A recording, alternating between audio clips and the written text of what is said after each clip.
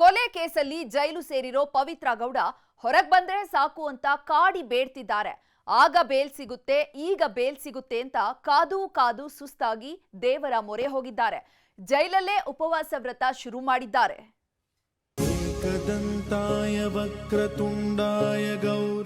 ವಿಘ್ನ ವಿನಾಶಕ, ಸಂಕಷ್ಟ ನಿವಾರಕ, ಆಪತ್ಕಾಲದಲ್ಲಿ ಸರ್ವರನ್ನು ಕೈ ಹಿಡಿದು ಪೊರೆಯುವ ಮಹಾಮಹಿಮ ಗಣೇಶನನ್ನ ಆರಾಧಿಸಿದ್ರೆ ಸಂಕಷ್ಟಗಳಿಗೆ ಜಾಗವೇ ಇಲ್ಲ ಅಂತೀವಿ.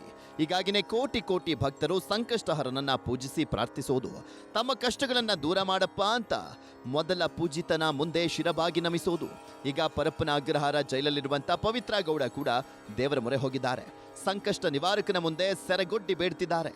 ತಮಗೆ ಬಂದಿರುವಂತ ಮಹಾ ವಿಪತ್ತನ್ನ ದೂರ ಮಾಡಪ್ಪ ಅಂತ ವ್ರತಾಚರಣೆಯನ್ನ ಮಾಡ್ತಿದ್ದಾರೆ.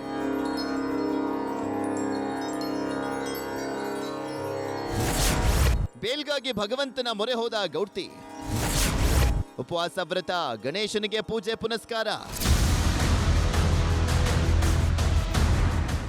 ಸಂಕಟ ಬಂದಾಗ ವೆಂಕಟರಮಣ ಅಂತಾರಲ್ಲ, ಇದಕ್ಕೆ ನೋಡಿ ಕೈ ತುಂಬಾ ಕಾಸು, ಸುತ್ತಮುತ್ತ ಮೆಜೆಸ್ಟಿಕ್ ಬಾಸು. ಪವಿತ್ರ ಗೌಡನ ಸಾಮ್ರಾಜ್ಯದಲ್ಲಿ ಇಂಥದ್ದು ಇರಲಿಲ್ಲ ಅನ್ನುವಂಥ ಮಾತೇ ಇರಲಿಲ್ಲ.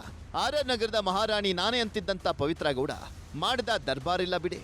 ಆದರೆ ಟೈಮ್ ಅನ್ನೋದು ಹೇಗೆ ಬದಲಾಯಿತು ನೋಡಿ. ರಾಣಿ ಅಂತಿದ್ದವಳು ಜೈಲು ಹಕ್ಕಿ ಆಗೋಗಿದ್ದಾಳೆ. ಸ್ವಾಮಿಯನ್ನೇ ಎತ್ತಾಕೊಂಡು ಬಂದಿದ್ದೀವಿ ಬಾ ಚಿನ್ನ ಅಂದವನೇ ಬೇಲ್ ಮೇಲೆ ಹೊರಗೆ ಬಂದಿದ್ದಾರೆ. ಆದರೆ ಬಾಸ್ ಜೊತೆ ಹೋಗಿ ಎರಡೇಟು ಕೊಟ್ಟವಳು ಇನ್ನು ಕಂಬಿ ಹಿಂದೆನೆ ವಿಲವಿಲ ಅಂತಿದ್ದಾಳೆ. ಹೀಗಾಗಿನೇ ಈಗ ದೇವರ ನೆನಪಾಗಿರೋದು. ಜೈಲಲ್ಲೇ ಪೂಜೆ ಪುನಸ್ಕಾರ ಅಂತ ಊಟ ತಿಂಡಿ ಬಿಟ್ಟು ಭಕ್ತಿಯಲ್ಲಿ ಪರವಶಳಾಗಿದ್ದಾಳೆ. ಸ್ವಾಮಿ ಕೊಲೆ ಕೇಸ್ನಲ್ಲಿ ಜೈಲು ಸೇರಿರುವಂತ ಪವಿತ್ರ ಗೌಡಗೆ ಜಾಮೀನು ಅನ್ನೋದು ಮರೀಚಿಕೆ ಆಗಿದೆ. ಮೇಲಿಂದ ಮೇಲೆ ಕೋರ್ಟ್ ಮೆಟ್ಟಿಲೇರಿದ್ರು ಬಿಡುಗಡೆ ಭಾಗ್ಯ ಮಾತ್ರ ಸಿಕ್ಕಿಲ್ಲ. ಸದ್ಯ ಜಾಮೀನು ಅರ್ಜಿ ವಿಚಾರಣೆ ಹೈಕೋರ್ಟ್ನಲ್ಲಿ ನಡೀತಾ ಇದ್ದು, ಹೀಗಾಗಿನೇ ದೇವರ ನೆನಪಾಗಿರೋದು. ಈ ಬಾರಿಯಾದ್ರೂ ಜಾಮೀನು ಸಿಗ್ಲಿ, 6 ತಿಂಗಳ ನಂತರವಾದ್ರೂ ಹೊರಗೆ ಹೋಗುವಂತಾಗಲಿ ಅಂತ ಉಪವಾಸ ವ್ರತ ಮಾಡ್ತಾ ಇದ್ದಾರಂತೆ. ಜೈಲು ಆವರಣದಲ್ಲಿರುವಂತ ಗಣಪತಿ ವಿಗ್ರಹಕ್ಕೆ ಪೂಜೆ ಸಲ್ಲಿಸಿ ಕಣ್ಣೀರ ಬೇಡಿಕೆ ಇಟ್ಟಿದ್ದಾರಂತೆ. ದೇವರ ಪೂಜೆ ಪುನಸ್ಕಾರದಲ್ಲಿ ಪವಿತ್ರ ಎತ್ತಿದ ಕೈ.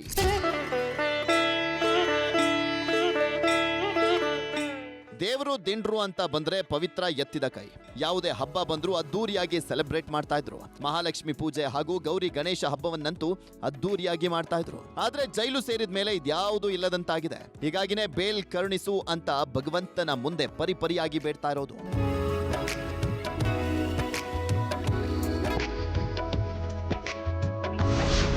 ದರ್ಶನ್ಗೆ ಫಲಿಸಿತ್ತು ಪೂಜಾ ಫಲ.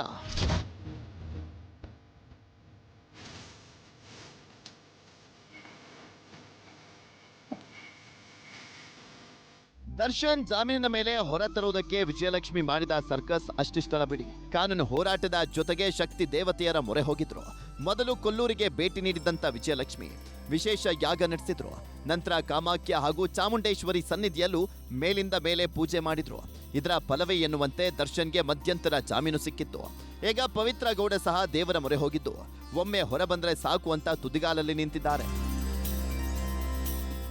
ಇದೆಲ್ಲದರ ಮಧ್ಯೆ ರೇಣುಕಾ ಸ್ವಾಮಿ ಮನೆಯಲ್ಲೂ ಕೂಡ ವಿಶೇಷ ಪೂಜೆ ನೆರವೇರಿದೆ. 2 ದಿನಗಳ ಹಿಂದೆ ರೇಣುಕಾ ಸ್ವಾಮಿ ಮನೆಗೆ ಆಗಮಿಸಿದ್ದ ರಂಭಾಪುರಿ ಶ್ರೀಗಳು ಕುಟುಂಬಸ್ಥರ ಮನಃಶಾಂತಿ ಹಾಗೂ ರೇಣುಕಾ ಸ್ವಾಮಿ ಆತ್ಮಶಾಂತಿಗಾಗಿ ವಿಶೇಷ ಪೂಜೆಯನ್ನ ನೆರವೇರಿಸಿದ್ದಾರೆ. ಬಾಳೆಹೊನ್ನೂರ ಜಗದ್ಗುಳಾದ ರಂಭಾಪುರಿ ಜಗದ್ಗುಳು, ವೀರಸೋಮೇಶ್ವರ ಜಗದ್ಗುಳು ನಮ್ಮ ಮನೆಗೆ ದಯಮಾಡಿಸಿ ನನ್ನ ಮಗನ ಆತ್ಮಶಾಂತಿಗೆ ಪೂಜೆಯನ್ನು ಮಾಡಿ ನಮಗೆ ಆಶೀರ್ವಾದ ಮಾಡಿ ಹೋಗಿರ್ತಾರೆ. ನಮಗೆ ಧೈರ್ಯ ಕೊಟ್ಟಿದ್ದಾರೆ, ಆತ್ಮಶಕ್ತಿ ಕೊಟ್ಟಾರೆ. ಡಿ ಗ್ಯಾಂಗಿಗೆ ಇವತ್ತೂ ಸಿಗಲಿಲ್ಲ ಜಾಮೀನು. ದರ್ಶನ್ ಅಂಡ್ ಗ್ಯಾಂಗಿಗೆ ಇವತ್ತಾದ್ರೂ ಜಾಮೀನು ಸಿಕ್ಕೇ ಸಿಗುತ್ತೆ ಅಂತ ಎಲ್ಲರೂ ಕೂಡ ಕಣ್ಣರಳಿಸಿ ಕಾಯ್ತಾ ಇದ್ರು. ಆದ್ರೆ ಇವತ್ತು ಸಹ ಬಿಡುಗಡೆ ಕನಸು ನುಚ್ಚು ನೂರಾಗಿದೆ. ಹೈಕೋರ್ಟ್ನಲ್ಲಿ ಎಸ್ಪಿಪಿ ವಾದ ಮಂಡಿಸಿದ್ದು ಡಿ ಗ್ಯಾಂಗ್ನ ಅಸಲಿ ರಹಸ್ಯವನ್ನ ಎಳೆಯಾಗಿ ಬಿಚ್ಚಿಟ್ಟು. ಹೀಗಾಗಿ ಜಾಮೀನು ಅರ್ಜಿ ವಿಚಾರಣೆಯನ್ನ ಸೋಮವಾರಕ್ಕೆ ಮುಂದೂಡಲಾಯಿತು. ಒಟ್ಟಿನಲ್ಲಿ ಕಳೆದ 6 ತಿಂಗಳಿಂದ ದರ್ಶನ್ ಅಂಡ್ ಗ್ಯಾಂಗ್ ಜಾಮೀನಿಗಾಗಿ ಬಕ್ಕ ಪಕ್ಷಿಗಳಂತೆ ಕಾಯ್ತಾ ಇತ್ತು. ಬೇಲ್ ಅನ್ನೋದು ಮಾತ್ರ ಇನ್ನೂ ಮರೀಚಿಕೆ ಆಗಿದೆ. ಆದೂರು ಚಂದ್ರು, ನ್ಯೂಸ್ 18, ಆನೇಕಲ್.